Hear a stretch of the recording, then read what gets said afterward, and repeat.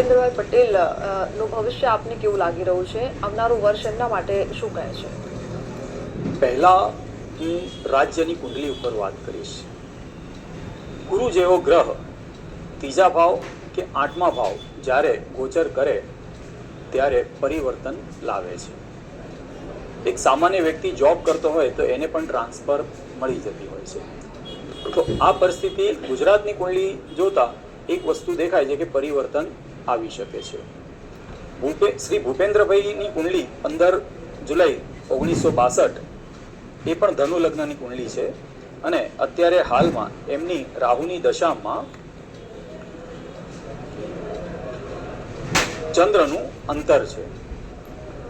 રાહુ જે છે એમને સત્તા ઉપર લાયો છે એ બરાબર છે, છતાંય એટલું પાવરફુલ નથી.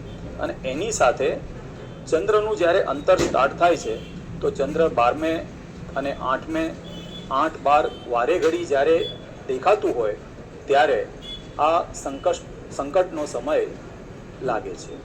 અને ગુજરાતની કુંડલી અને શ્રી ભૂપેન્દ્રભાઈની કુંડલી બંને ધન લગ્નની કુંડલી છે. અને આ ગુરુનું ગોચર એક વખત કર્ક રાશિથી ફરી મિથુનમાં આવીને અને ફરી જ્યારે માર્ગી થઈને કર્કમાં જશે ત્યાં સુધી આ સમય ગુજરાત અને શ્રી ભૂપેન્દ્રભાઈ માટે થોડો સંકટદાયક લાગે છે. જી બિલકુલ. હેમલભાઈ, છેલ્લો એક સવાલ ફિલ્મ જગતને લઈને લઈ લઈએ, કારણ કે